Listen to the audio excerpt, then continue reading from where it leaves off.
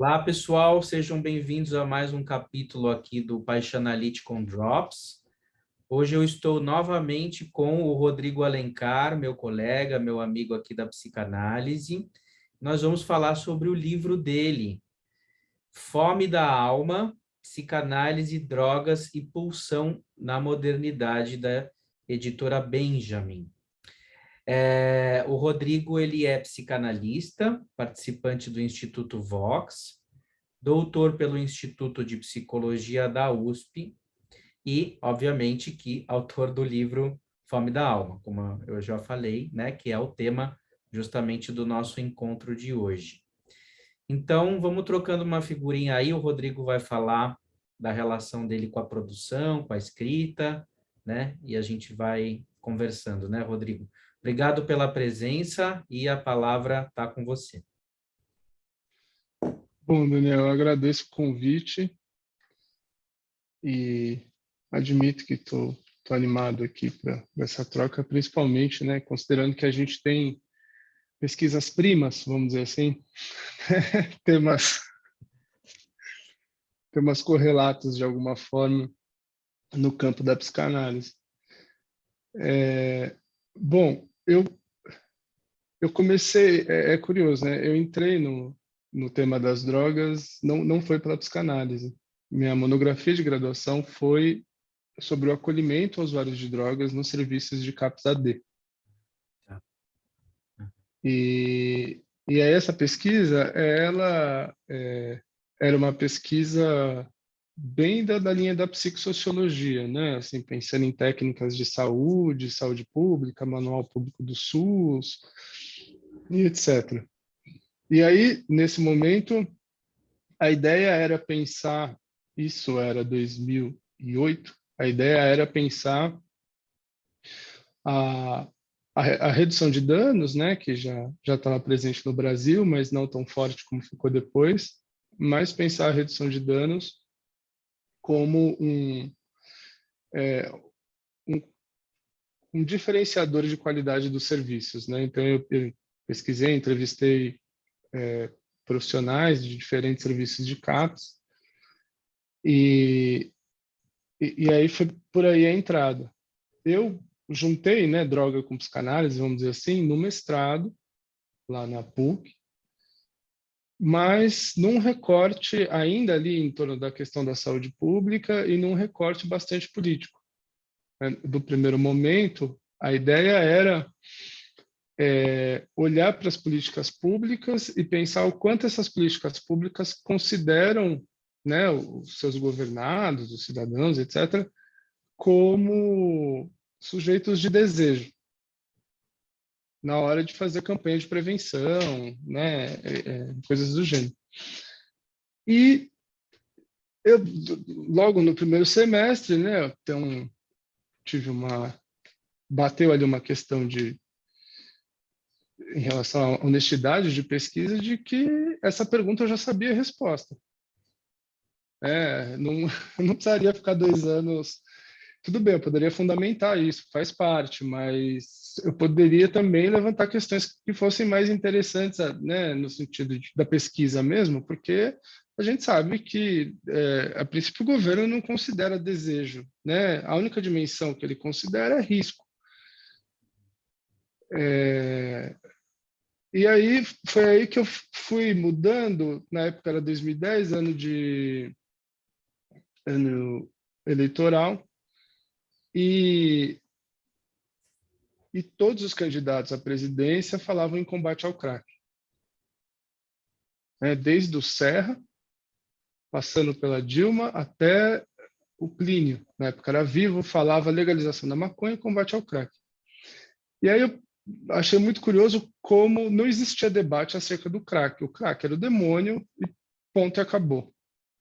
Então eu fui com psicologia das massas para pensar como a guerra às drogas articulou a droga como esse inimigo público, e mesmo que exista uma política, né, uma tendência de revisão de aspectos dessa política, sempre fica uma substância no lugar de periculosidade, né, e de risco para a sociedade. E aí foi muito interessante que eu fui ler material das relações internacionais, né, história, política, fui ler Clausewitz, Foucault, e Freud e Lacan, principalmente né, no trabalho do Lacan a respeito da angústia, pensando como você né, maneja com o medo na política, e como isso é um capital muito forte no período eleitoral, não só, mas principalmente. E aí foi só no doutorado, né, que foi que originou o livro, que apareceu para mim essa importância de prioridade clínica em relação ao tema.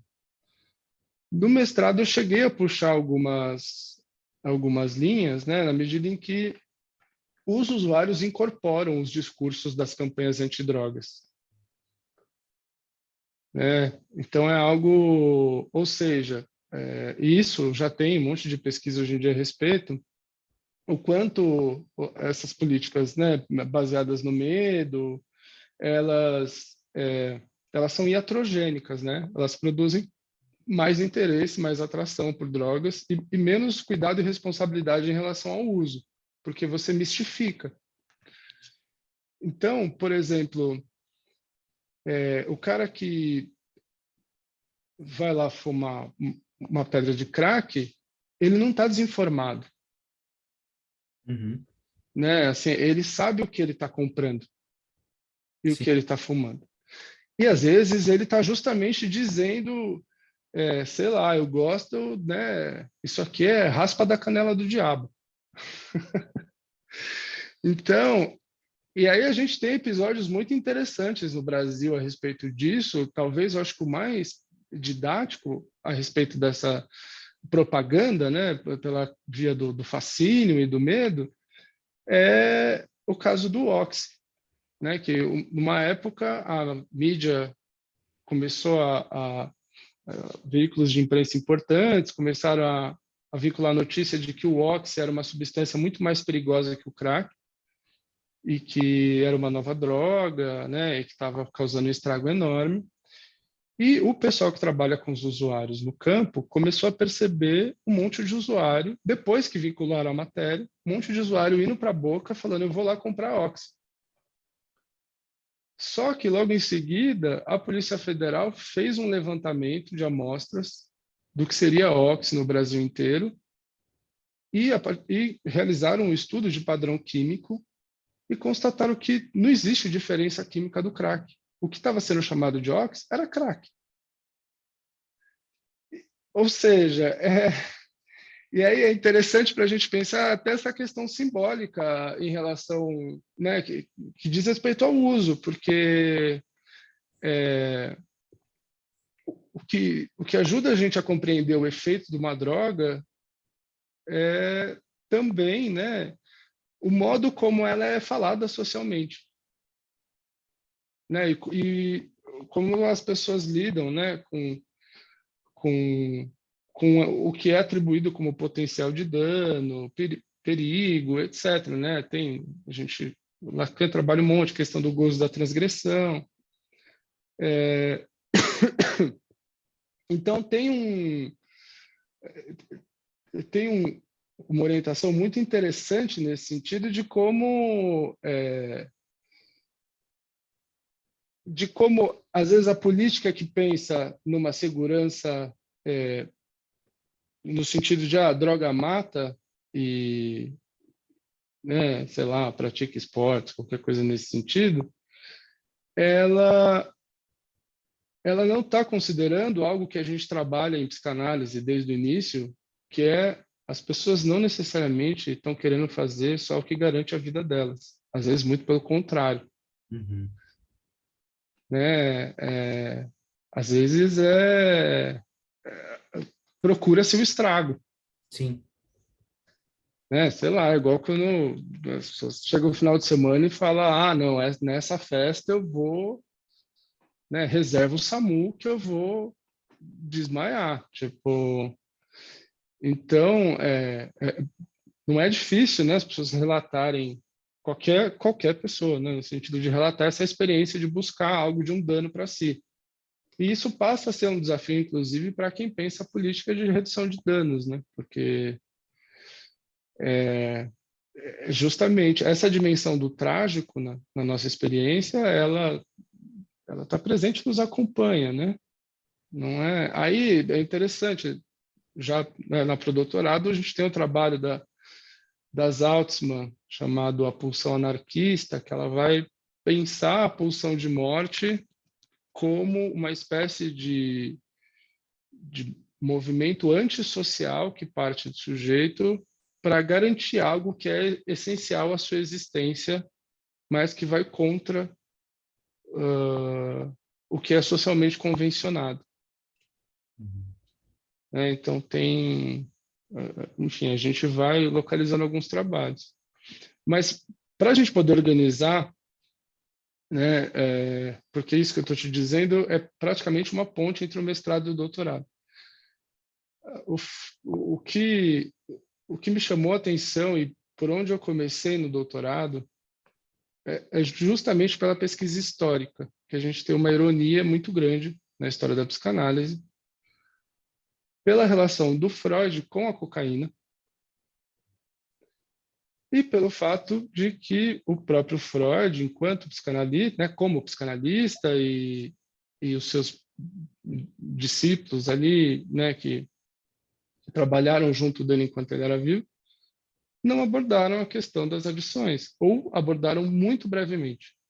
Né? Tem alguns casos, principalmente depois do surgimento da Policlínica de Berlim, o que já é algo interessante, que assim, a partir do momento que você abre a clínica pública, começam a aparecer trabalhos de psicanalistas sobre alcoolismo, mas uma primeira hipótese que eu carreguei na tese foi de que a experiência do Freud com a cocaína resultou numa inibição do tema no contexto do desenvolvimento da teoria analítica.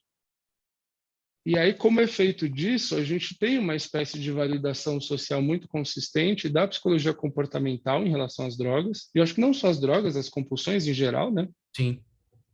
Então, geralmente, é o primeiro tipo de técnica com qual as pessoas topam, além dos grupos de apoio comunitários, né? A ANA, a igreja. Mas a psicanálise geralmente não é pensada, não costuma ser pensada logo, né? E realmente ela não tem um lastro social consolidado a respeito dessas questões, né? Nas escolas a gente tem uma coisa ou outra, até algumas reflexões sobre anorexia, sobre compulsão, etc. Mas não é algo que... Oi? Parece que está meio marginal, assim, né, no tratamento e na teoria também, né? Mas, assim, eu também, né, escrevi um livro sobre obesidade, eu fiz uma iniciação científica sobre drogas e psicanálise, né, na faculdade ainda. E de fato a gente ouve uma coisa meio romântica, né, assim, do Olivenstein, lá dos toxicômanos na França e tudo mais, né?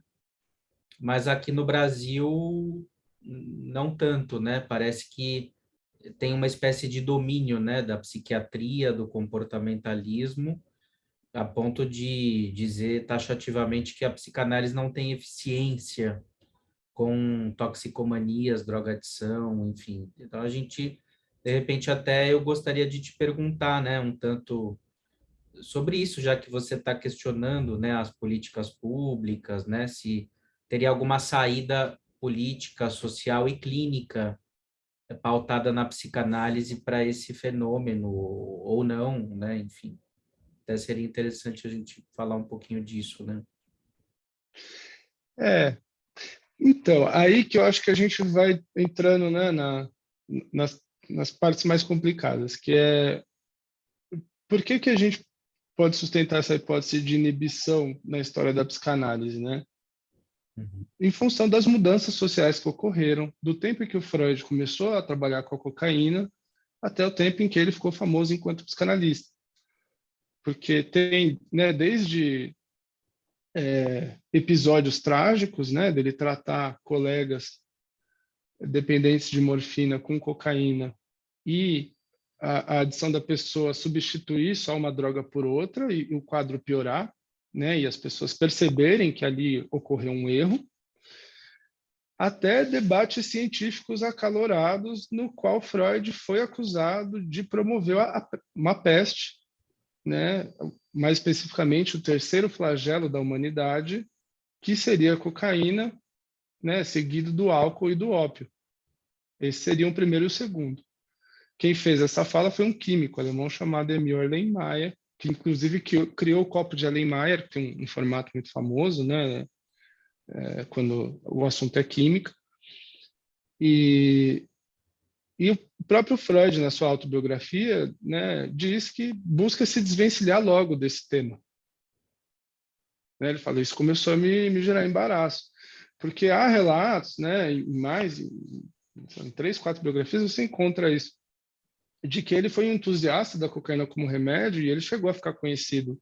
Né? Há um ato falho de um professor que chama ele de Dr. Coca.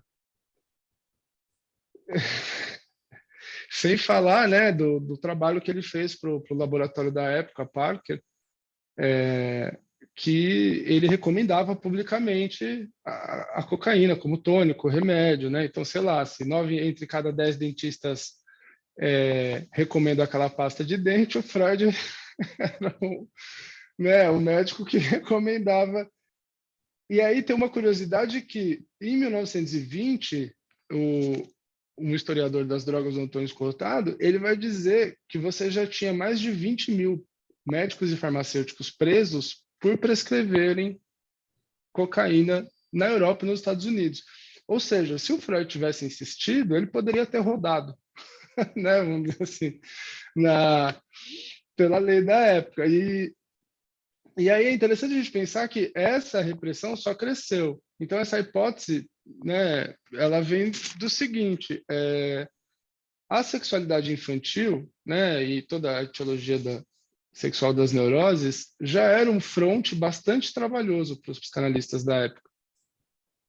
Então, eu entendo que eles resolveram fechar esse flanco. E isso é tão curioso porque vai voltar depois numa briga entre o Bloiler e o Ferenczi. Porque o Ferenczi tem um artigo interessantíssimo, assim, eu considero ali um material pioneiro muito precioso para pensar a questão, né, que ele vai falar sobre o papel do alcoolismo na paranoia. E ele, nesse artigo, ele vai dizer que ele não recomenda que se exija abstinência do paciente, porque isso faz com que se agrave a neurose. Só que, né, o Bloiler, que inclusive, né, teve toda uma correspondência com Freud, chegou ali a ser tratado brevemente pelo Freud em 1900 e pouco, o Bloiler acusa o Ferenczi de irresponsável. Porque o Bloiler era um psiquiatra abstinente, como muitos na época, e como foi muito forte no Brasil, o movimento de psiquiatras que não bebiam, né, e faziam defesa da chamada higiene mental. Sim, que até hoje, né, se você vai num médico, é muito comum que ele não se preocupe, não que sejam todos, né, mas isso já aconteceu comigo, por exemplo, em relação a peso, né, e a gente escuta muito, né, o cara não está muito preocupado se você gosta de comer, né, a função que isso tem na tua vida. Assim, se tiver uma abertura, ele diz, olha, vai fazer uma terapia, tal, mas aqui você não pode comer isso, aquilo.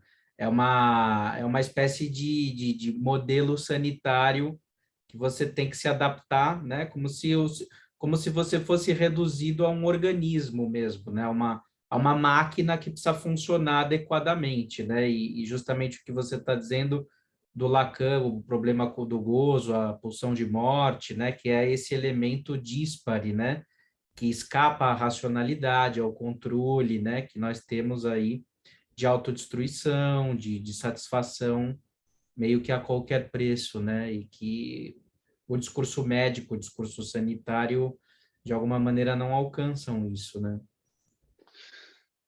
Não. E é realmente difícil, né, pensar em profissionais fora da área psíquica que consigam fazer essa leitura com alguma sensibilidade, né? Existe, mas São são poucos. raríssimos, né? Até falo fora da área psi, mas a gente tem terapia ocupacional que geralmente tem um repertório bom de saúde mental, né? Assim, mas sim, né? Fica aquela coisa regulamentar. E é interessante como as drogas na própria história da medicina ah, aparecem como uma espécie de sintoma desse lugar, porque tem cartas, né, trocadas entre médicos no século XIX, quando você começa essa coisa mais comum de prescrever remedinho para os pacientes, e, e eles falam, tem um monte de carta de médico xingando o paciente, tipo assim, essas pessoas são idiotas, elas começam a tomar remédio como se fossem amendoim. Tipo, Uhum. vai lá e não é para o médico que até hoje é uma questão, né, no campo da saúde, o que o médico prescreve e o que a pessoa toma. Assim, arrisco dizer que se não na metade, talvez na maioria das vezes acontece diferente da prescrição. Uhum. Né? Tanto que hoje em dia tem até uma técnica canadense chamada gestão autônoma da medicação, em que eles fazem grupos para as pessoas partilharem como elas lidam com os remédios, né? E é super interessante, porque às vezes o farmacêutico participa e eles vão vendo que realmente, sei lá, por exemplo, o cara que toma um ansiolítico para não sair na balada, né? E quando chega a sexta-noite, ele tem que dobrar a dosagem, porque a vontade é muito maior. Então, isso é coisa, né, que é difícil para o médico prever e calcular. Uhum. Mas, pois é, então, então, você imagina como na nossa sociedade, qualquer abordagem que não fosse policialesca começou a ser oprimida. Assim, ou pensando, né, na, com a teoria psicanalítica, a gente passou por um processo de inibição do desenvolvimento desse campo. Né? E parte que eu trago disso foi por ter trabalhado em projetos que usavam redução de danos como técnica e que tiveram pessoas acusadas criminalmente, de apologia, porque é muito difícil você falar de droga sem falar não pode. Isso é confundido com irresponsabilidade. Até E aí, porque nesse sentido, né, tem a lei, né, em cima, né? Você não pode falar para alguém consuma crack. Por quê? Porque é crime, isso, né? Então, resvala na lei, né? De alguma maneira, isso prejudica, né? Quando a lei entra em conflito com o tratamento, né? Porque a nossa prática psicanalítica não é uma prática que está submetida à lei do Estado, né? É claro, certos ditames éticos, sim, né?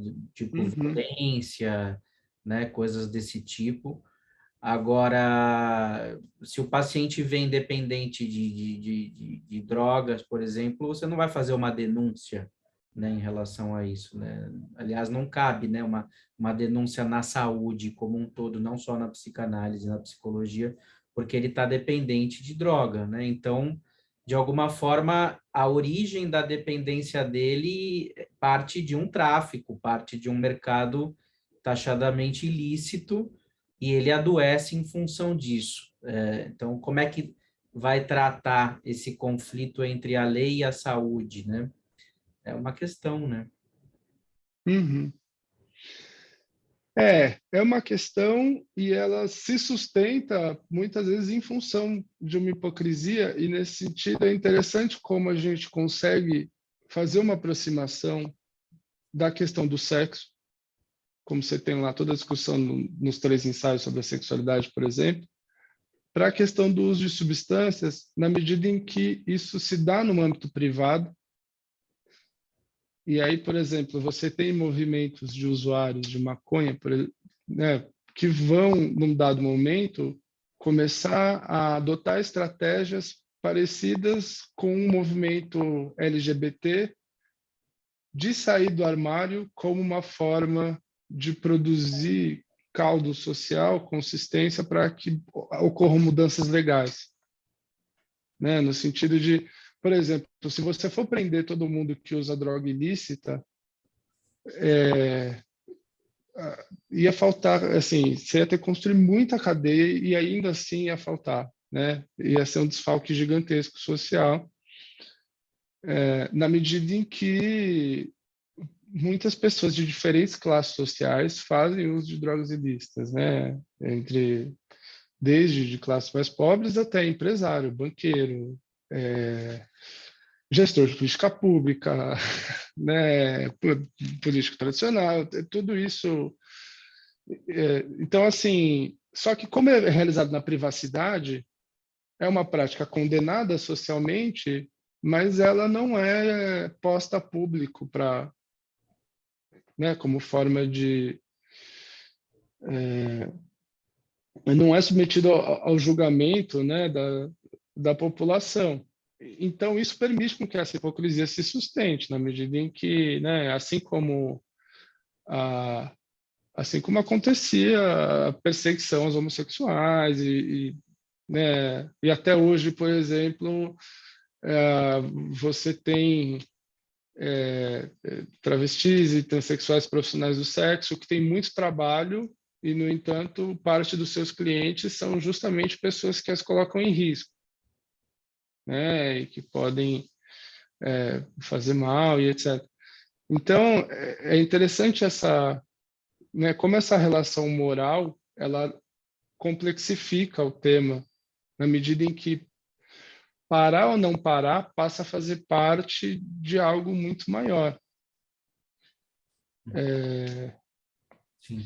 E aí eu acho que não é por menos que você pega psicanalistas como Charles Melman, que vai pensar a toxicomania diferente do alcoolismo pela questão da transgressão. Ah, tá. Sim.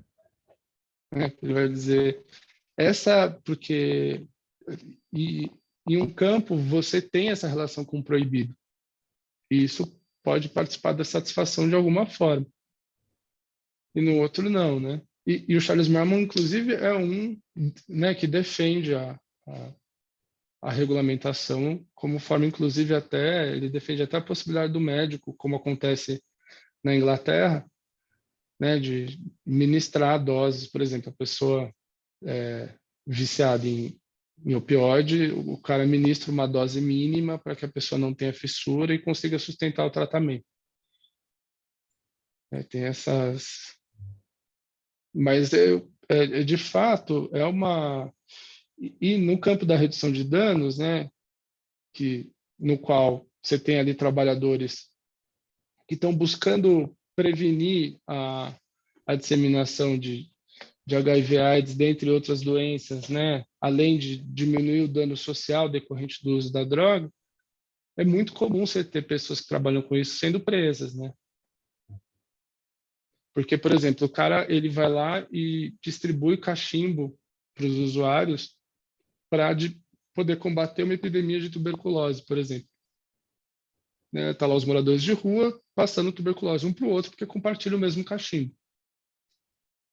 Sem falar né, em outras doenças, pela ferida que faz na boca. E aí, né, isso é uma situação arroz com feijão aqui no Brasil, e eu tive a oportunidade de conhecer um serviço na França que acontecia a mesma coisa. A polícia parava os caras no meio da praça. Ah, que é isso? Né? Pegava lá, quebrava os cachimbos, levava o cara para a delegacia. E aí era algo muito interessante, porque o policial recebia a verba da segurança pública, o redutor de danos da saúde, e aí ou seja, a mesma verba prender o trabalhador. Então, tinha redutores aqui no Brasil que até diziam, cara, quebrava o cachimbo, ele falava, meu, você está rasgando seu dinheiro. Tipo, foi seu dinheiro que foi usado para fazer isso. Né? E aí a gente tem uma série... Era a própria saúde nacional, né, que bancava esse projeto de redução de danos. Não eram pessoas independentes que iam lá distribuir cachimbo. Era um conflito do Estado contra o próprio Estado, né? Pois que é uma disputa, né? Acho que é normal. A gente pode pensar, né, o Estado como ele é um dispositivo em disputa por diversos setores da sociedade, né? Ele não é uma coisa uniforme, né? Uma entidade monolítica. Mas isso traz, e aí eu trouxe isso para a tese, como um outro ponto no qual a gente pode tecer uma crítica de que existiram, sim, algumas abordagens à questão das drogas, né? Inclusive de um ou outro contemporâneo do Freud, como Abraham, mas mais em volta do alcoolismo. De cocaína ninguém falava. Mas ela era moralista, e ela era interessante porque ela era moralista no sentido sexual, inclusive, né? Porque a satisfação da droga era um desvio da satisfação saudável para os psicanalistas da época, que seria a satisfação genital. Então, é,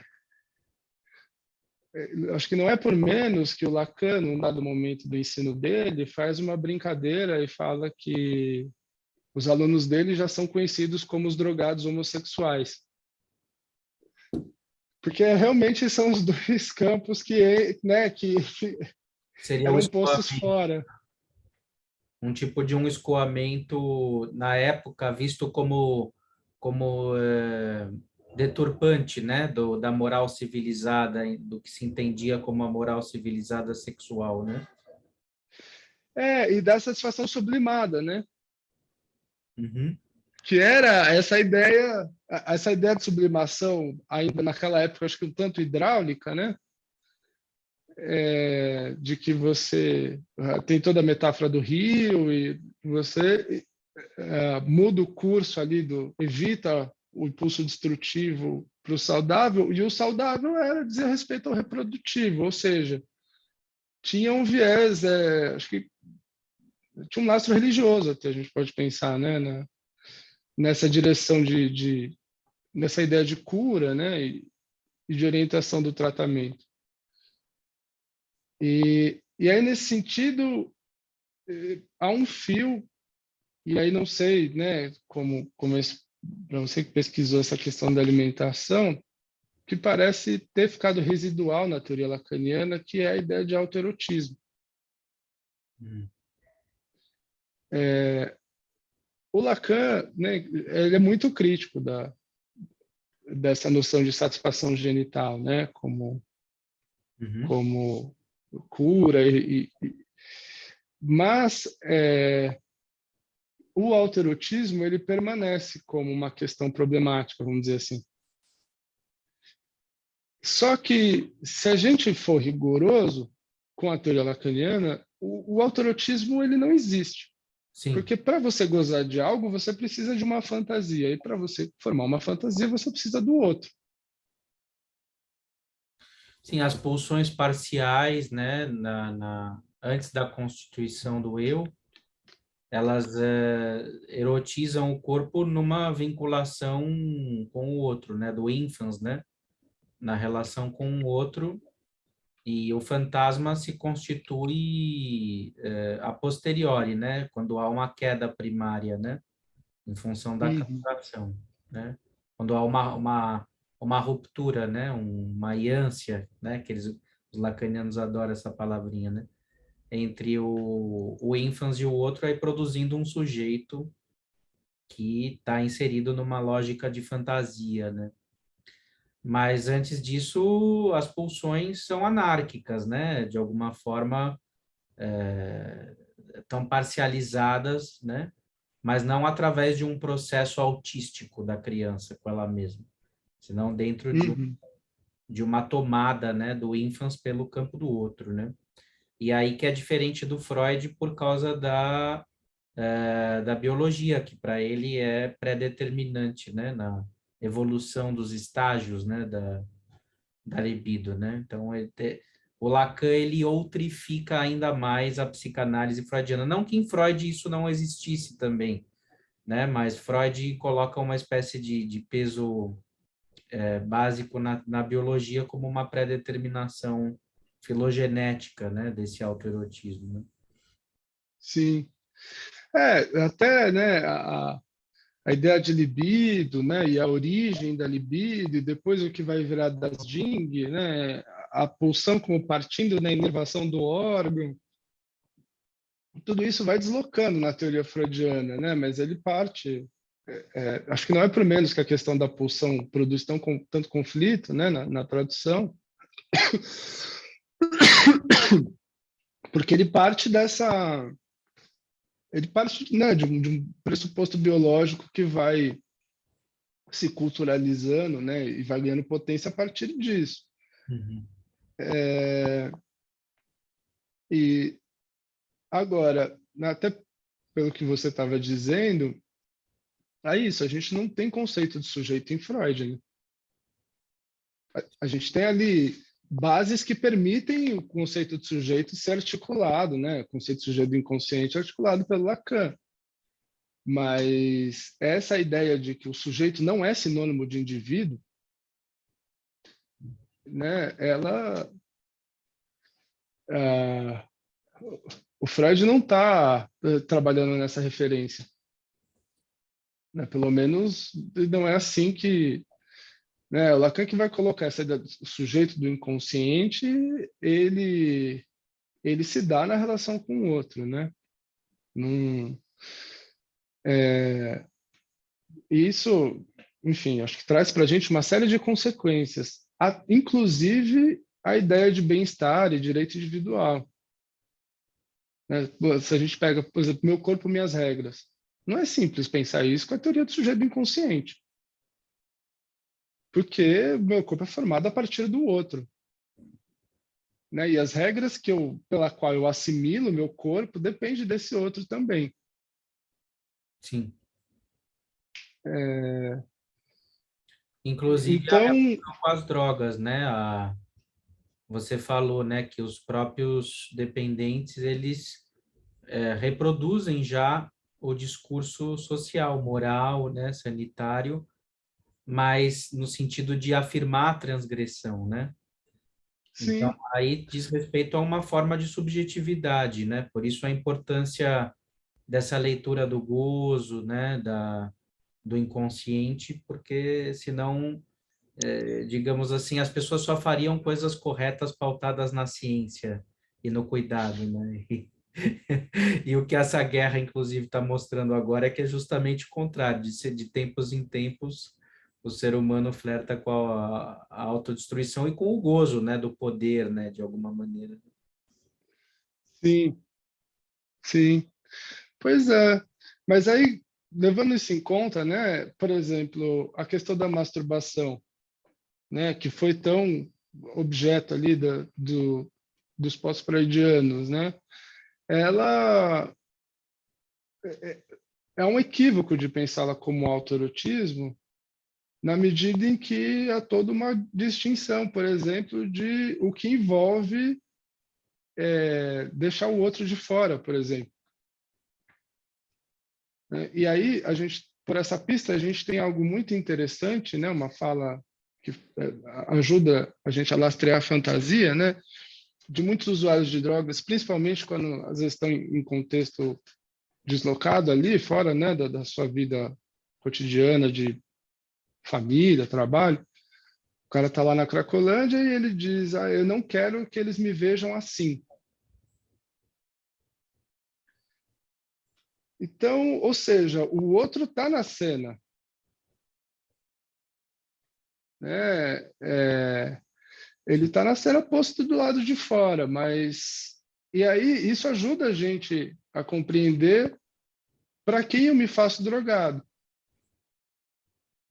Sim, existem níveis, né, também de comprometimento, talvez em estados muito avançados, né, de comprometimento, né, não haja mais essa percepção ou essa preocupação com o outro, né, que aí seria já um definhamento, imagino, né, muito avançado, né, muito complicado, né, de se ver. Mas é o que Uhum. você falou, isso é uma perda gradual, né, esse senso de essa preocupação, né, de como ser visto, né, de que maneira eu me apresento, não é algo que se perde de uma maneira mágica e automática porque alguém começou a usar crack ou cocaína, alguma coisa assim. Não, e nem em função de potencial de substância, né? De potencial de dano, porque quando os usuários vão lastrear a sua história, muitas vezes eles conseguem situar essa escolha, Uhum. né? De olhar para isso como uma solução.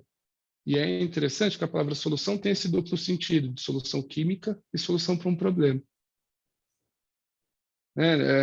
Ou seja, articular isso enquanto resposta para um outro que muitas vezes é um outro vivido como muito ameaçador.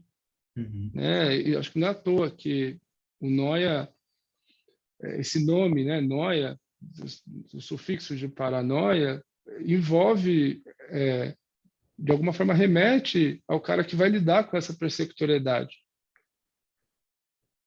E aí é interessante como isso é testemunhável corporalmente com aquelas bad trips de formiga subindo pelo corpo, ou aranha devorando o corpo, enfim, né? Aquelas viagens ruins que os usuários têm e de que quando parece que é como se a droga falhasse nesse papel de proteger ou esconder do outro.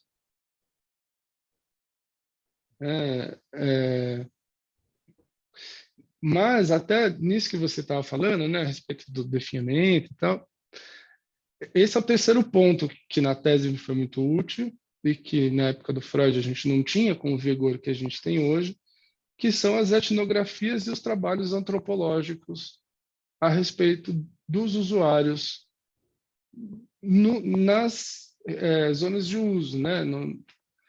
Porque, por exemplo, a gente há toda uma construção lacaniana de que, por uma frase que ele cita brevemente ali numa jornada de cartel, que ele diz que o toxicômano rompe o casamento com faz pipi, né? Aí depende da tradução, mas alguns vão pensar numa referência ao pequeno Hans.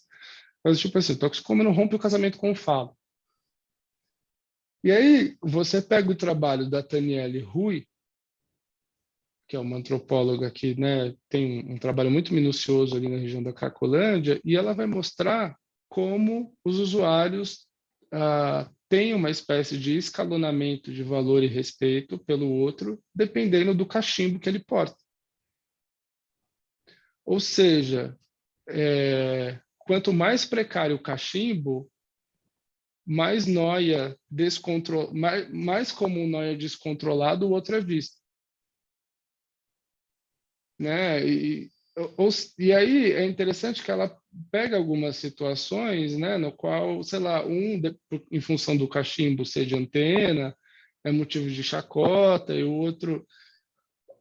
A gente está falando de um registro falho, só que ele não é da mesma ordem do, do mainstream social, vamos dizer assim, né? Tipo, não é fálico no sentido da pessoa que, sei lá, se forma numa graduação disputada e passa a ser reconhecido pelo aquele primo que, sei lá, tá trabalhando na NASA, né? Mas principalmente dos anos 60 para cá, a figura do rockstar muito louco. Então, isso é interessante de pensar. A psicanálise como clínica da cultura, ela depende desses referenciais e de uma compreensão assertiva a respeito do que está acontecendo no entorno para a gente balizar os nossos conceitos, né?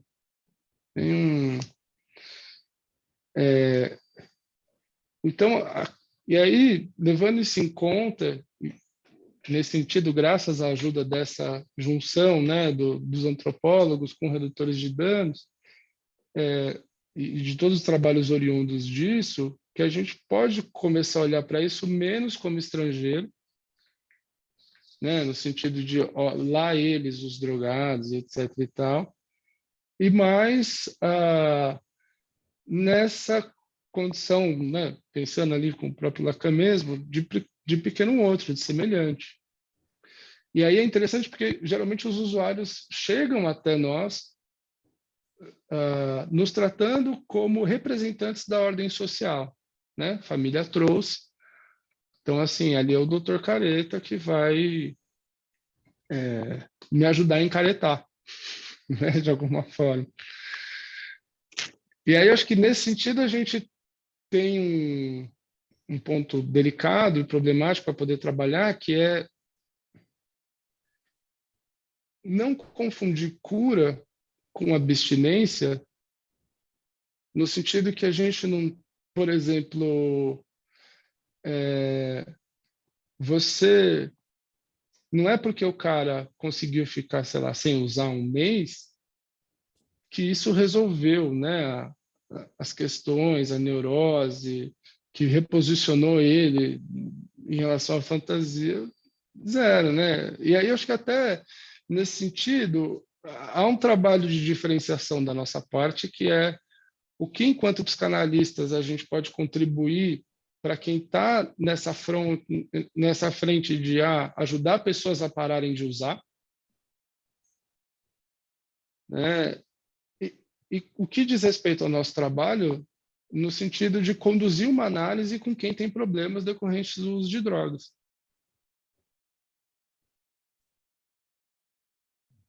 Porque, às vezes, a pessoa ela não quer uma análise, ela quer parar de usar, ponto. Só. Eu não quero, sabe? Não quero falar, meu pai, não quero. E aí, vai da trajetória de cada usuário do que fazer com isso.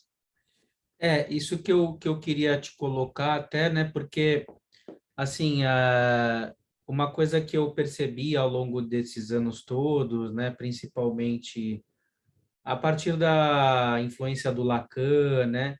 É que os psicanalistas, eles têm crítica para tudo, né? Mas na hora de propor soluções, eu nem sei se é o caso, inclusive, deles proporem soluções, a peste deles, na verdade, é dizer que não tem muita solução, né? Parece que eles têm um certo gozo, assim, né? Não, é a pulsão de morte, é o ser humano, não sei o quê. Só que o fato é assim, é que tem pessoas sofrendo, tem pessoas morrendo, tem atravessamentos morais, éticos, sociais, políticos, antropológicos, econômicos, subjetivos, familiares, né? E a gente, de alguma maneira, a psicanálise, eu considero pelo menos que é um tratamento, né, clínico, né? Por Uhum. isso que, digamos, eu acho sempre importante a gente bater nessa tecla, né? De que tipo de tratamento, né? De que maneira o manejo psicanalítico se mantém igual ou não no cuidado com essas pessoas, né? Porque senão a gente... O Lacan tinha essa mania, né? Ele criticava todo mundo, né? Mas na hora de você falar como é que ele trabalhava clinicamente, isso não está nos seminários dele, isso não está nos escritos dele.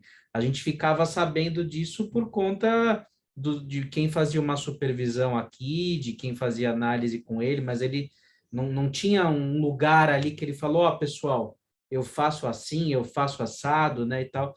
Então, eu sempre gosto de provocar um pouco essa conversa, porque afinal de contas, tanto eu como você, né, somos clínicos, né? A gente não usa só Uhum. a psicanálise como crítica social, como uma filosofia, né, como algo de pensamento, né, crítico, né?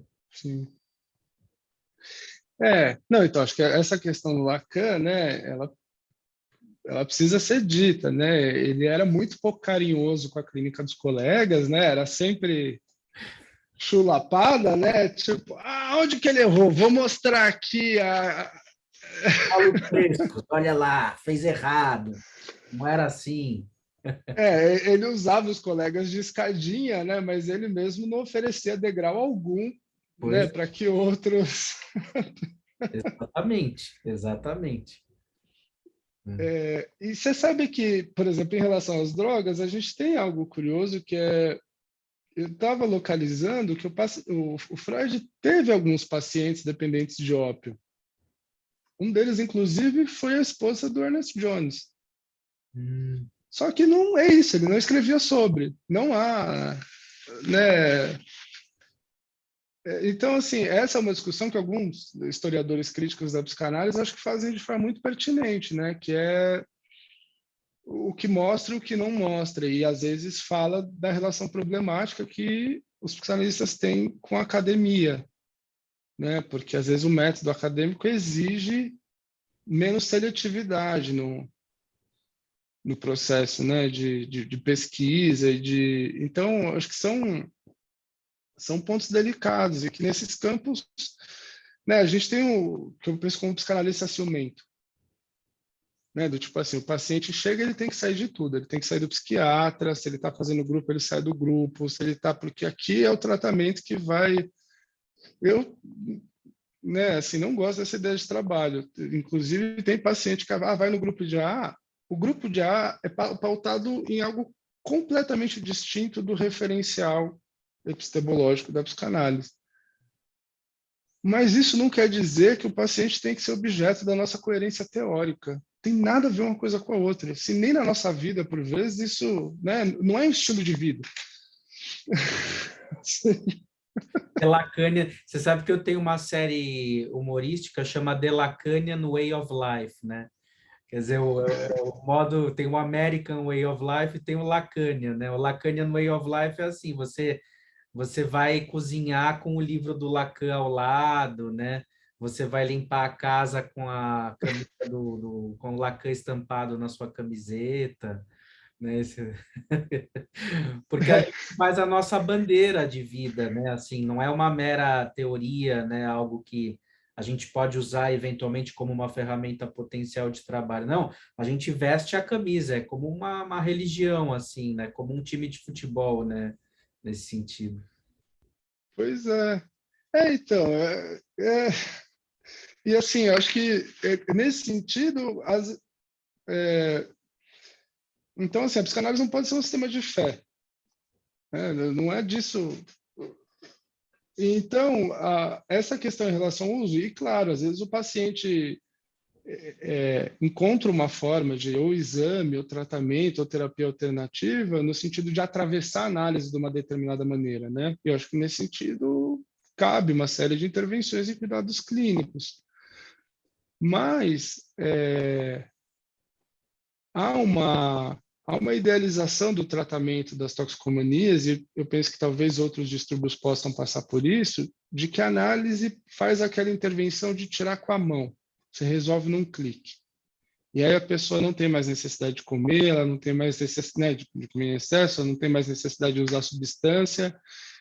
Então, assim, no mundo real, né, isso pode acontecer, mas como o próprio Freud colocava, né, isso está mais na ordem de uma contingência, a tal da cura por acréscimo, do que propriamente algo que você, né, senão não seria inconsciente, se você simplesmente vai lá, puxa, aperta e diz A e B e resolve. Então, com o tempo, eu passei a considerar, com muita honestidade, um esforço necessário para determinadas mudanças. E a análise, sem dúvida nenhuma, ela pode ser um pilar fundamental na sustentação desse esforço. Porque trabalhando com neurose é muito comum, às vezes até em relacionamento, né? Tipo, ah, não, me ligou, vou lá, voltar, não sei o quê. Opa, você passou 10 anos, espera aí, né? De novo? Aí não precisa sofrer com isso de novo. Uhum. Vamos segurar. Ou seja, né, há momentos em que é pertinente, eu acho que intervenções, mas elas dependem de todo um contexto de transferência, de manejo, e nas quais a divisão está presente, né, no sentido de que determinado esforço é importante para mim e eu banco ele, porque, sei lá, eu reconheço valor em outras coisas da vida que eu quero cuidar, tipo, de alguma forma diz, acho que isso só é possível na medida em que você consegue situar o que opera como resistência ao desejo, né? E o que diz respeito a permitir que esse desejo se articule, né? Sem que ele seja obstruído por, enfim, pelo que a gente chama de neurose.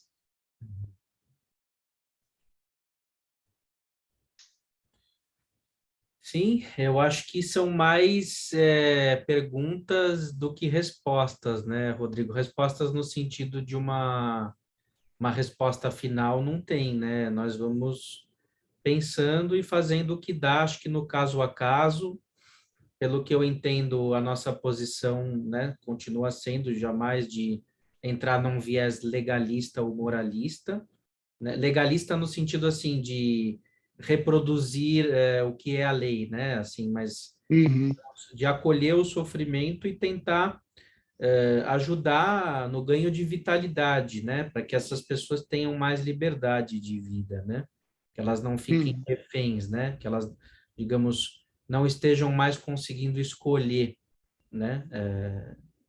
Ou seja, quando eu acho que um grau importante, um termômetro importante em relação às compulsões em geral, eu diria até da comida também, é de adoecimento de uma pessoa, é quando ela não consegue não comer, ou quando ela não consegue não usar a droga, né? uhum, Ou seja, ela é uma impossibilidade de escolha, de dizer não. É como se ela e o objeto fossem a mesma coisa. Então, eu acho que psicanaliticamente é forte essa tese, né? Pelo menos é uma posição que eu usualmente defendo nos meus artigos, né? Nos meus livros, que é a privação de liberdade, né? E aí sim, né? Você está dizendo que como um ato de liberdade alguém pode escolher usar droga achando que é uma espécie de saída, né? Por conta de não ter outras saídas, então é uma escolha forçada de alguma forma, né? Embora talvez mesmo seja uma escolha, a saída também pode ser uma escolha dentro de certos limites. É claro, se a coisa está muito violenta, né?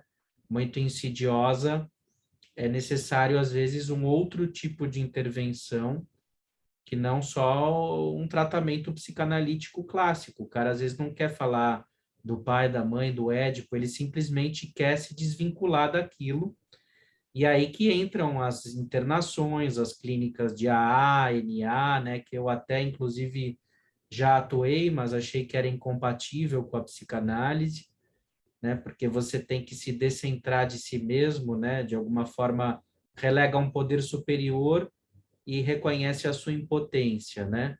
Justamente na psicanálise não há uma retomada da potência do eu, pelo menos na psicanálise lacaniana, mas uma posição de sujeito, né, de onde se pode escolher alguma coisa, que é diferente da potência do eu, do tipo, eu sou forte e consigo dizer não, né, algo assim. Que esse uhum. seria o princípio da abstinência, mas não é o princípio da cura. A cura não é abstinência, como você disse. Eu acho que a cura está na possibilidade de prescindir daquilo, de escolher prescindir daquilo, que é diferente de uma potência egóica de dizer essa semana eu não vou usar, né?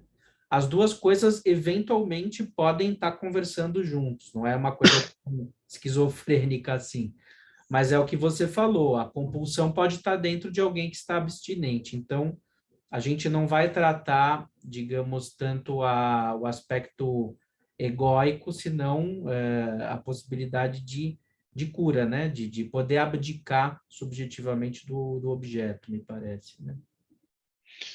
Olha, eu tenho, e aí assim, pós-trabalho da tese, né, porque tem toda a questão da pulsão, a gente nesse campo, né, e, e cada vez mais tem surgido como relevante para mim essa questão do corpo para a psicanálise, mas um, como verbo, sabe, no sentido de corporificar. É, tem um filme que eu gosto muito, que foi um clássico no começo da década de 90, o Transporting, Sim, e há uma segunda, saiu o segundo recentemente, né, uma continuação, e nele tem a personagem de um usuário que está ali mais de 30 anos lutando com o vício, né, assim, com a compulsão e com a questão do uso. Ele faz uma tentativa de suicídio que fracassa. E aí, perdão pelo spoiler, o filme está aí já faz uns 5 anos, então, né, a gente... Mas há um giro desse personagem que eu acho muito, muito interessante, que ele começa a escrever a respeito da experiência dele e dos amigos quando jovem. E essa escrita, ainda que meio compulsiva, né, ele começa a escrever e não para, vai permitir ele corporificar a existência dele fora do uso. E aí, assim, isso quer dizer que escrita é solução para droga? Não, tem um monte de escritor com muito problema com droga. Definitivamente. Artistas também, né? Pois Músicos, é. né? Assim, a arte não necessariamente... A gente gostaria que a arte fosse curativa, né? Às vezes ela é, e na maioria das vezes é parcialmente, não é totalmente. A gente sempre está com aquele conflito, né? Tentando equilibrar um pouco, né? Mas é instável essa relação. Ela é, então, e eu acho que tem uma coisa muito interessante, justamente pensar essa questão do corpo, porque ela diz respeito de como o outro te acessa, de como isso que você constrói enquanto corpo, seja pela escrita, pela arte, a performance, sei lá, a ginástica, o sexo, o que for, permita que você articule algo do seu desejo no sentido de você não ficar exposto como objeto de devastação, como muitos usuários por vezes são, né, tão postos assim. E então, por exemplo, né, você pega a coisa do artista, é muito comum a figura do artista vítima do próprio sucesso, né? E aí o uso, ele se encadeia nisso, porque essa figura do outro devorador se faz muito consistente. Tipo, se o cara parar de fazer show, 30, 50, 100 pessoas vão ficar sem renda e não sei o quê, e aí é turnê, turnê, turnê, turnê. Você pega aquele documentário da Amy Winehouse, é muito interessante isso. Você percebe que os amigos falam, não, você precisa se tratar. E aí o pai vai lá, tira ela do tratamento, ela faz a música lá, Rehab, e estoura. Uhum. E aí você, né, nos vídeos, você vai percebendo toda uma agressividade como uma tentativa fracassada de se defender da voracidade desse outro. Ela não, né, e isso vai aparecendo no uso. Então, eu acho interessante que assim, não é a arte, né, em si, mas é a forma como isso pode se articular socialmente. Uhum. E aí, acho que tem a ver, não é por menos que o Lacan tem uma passagem no Seminário 17 que ele diz que o ato de desejo, ele só é sacrificial, ele só custa a própria vida se o grande outro não for barrado. Então, eu acho que fazer esse corpo diz respeito a articular essa barra. Aí, né, eu acho que tem a gente pensar, acho que é uma série de, enfim, de como se organizam as transferências na vida do usuário e do que permite ele se deslocar ou não disso, né? Mas nesse sentido, eu vejo que por vezes as compulsões alimentares também podem ser pensadas por essa via. Uhum. Sim.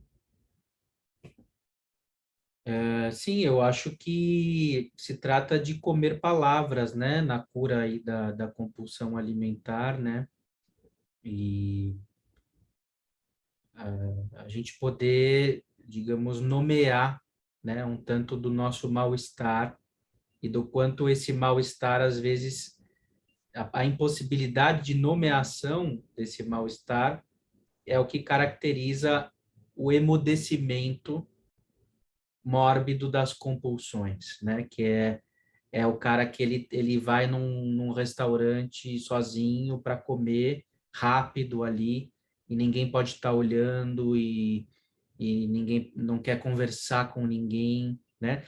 O Freud dizia que a pulsão de morte era muda. Então, me parece que nas compulsões, nas drogas, nas compulsões alimentares, tem um curto-circuito na palavra, né? E a psicanálise, como é a talking cure, a cura pela fala, ou né, a cura pela palavra, Uhum. o nosso objetivo é poder resgatar ou vir a construir um poder de fala ao sujeito, né? Que às vezes nunca Uhum. existiu, ele nunca foi escutado, nunca teve o que dizer, né? Então, isso, de alguma maneira, não é a gente querer ter a pretensão de que é a cura para todas as coisas, né? Tal, porque a palavra também tem um limite curativo, na minha opinião. Sim. Por isso que eu acho que a psicanálise, inclusive a partir das contribuições do Lacan, deve ser uma forma de arte, né? De encontro com a arte, que toca o corpo, toca o real da pulsão, né? Porque na compulsão a prevalecência é o real da pulsão, não é o desdobramento simbólico, representacional da pulsão. Então, a Uhum. psicanálise vai trabalhar na fronteira das palavras, dando voz ao sujeito, permitindo essa enunciação desejante, mas ela não se reduz a um palavrório, né? Ela vai além para justamente no real da pulsão algo novo e criativo, né, e curativo possa ser desdobrado. Então, de alguma maneira, a psicanálise, a meu ver, ela é a cura pela arte e ela é a cura pelo amor, resgatando Freud. E as palavras podem ser muito boas, mas se elas estiverem longe do amor e da arte, elas não são curativas. Então, Uhum. não é só falar, senão o que a gente fala e como a gente fala com a gente e com os outros. Sim. E de como a gente relança isso, né? Acho que do que se faz uma análise fora dela, né? Fora dela. Porque você pode reduzir Exatamente. sua vida a fazer análise, né? Na verdade, eu sempre lembro quando eu era pequeno, às vezes eu tinha um aniversário para ir e minha mãe mandava eu ir na análise e não ir no aniversário. Aí hoje, se eu tenho um paciente que ele diz, olha, Daniel, a mãe dele me diz, ele tem um aniversário essa semana, não vai poder ir na sessão. Tá bom, ele que vá no aniversário. O objetivo da análise não é substituir a vida, é facilitar a vida. Se for para o cara faltar no aniversário e vir falar da mãe dele, que ela não deixou ele ir no aniversário para ele ir na análise, você está jogando dinheiro fora e não está movimento de vida zero. A análise não é o objetivo da vida, a análise é para lançar o sujeito na vida. Não, ter essa. É igual para alguns pacientes, sessão às 7 da manhã, né? Você É, vai produzir conteúdo.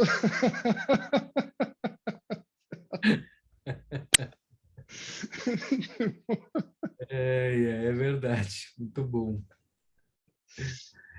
Bom, É, Rodrigo, então, mais uma vez queria te agradecer por ter vindo aqui hoje nesse espaço. E sigamos aí com novos temas, né? As conversas com o Rodrigo aí estão rendendo. Certamente a gente vai poder levantar a bola de outras temáticas e quem quiser também pode sugerir pautas, temas aqui para os encontros. Quem quiser falar aqui no canal também pode mandar um e-mail paixoanalítico@gmail.com e acompanhem também as nossas outras playlists. Temos o Estranho, a psicanálise como meio de contato com o desconhecido. Nós temos as crônicas Paixanalítico, psicanálise no palco. Nós temos clínica psicanalítica e política na psicanálise, que é a playlist do Instagram, também aqui no canal. Fiquem à vontade para saborear à vontade. Então, Rodrigo, muito obrigado, querido, e nos vemos em breve novamente. eu que agradeço, Daniel. Valeu. Valeu, pessoal, um grande abraço.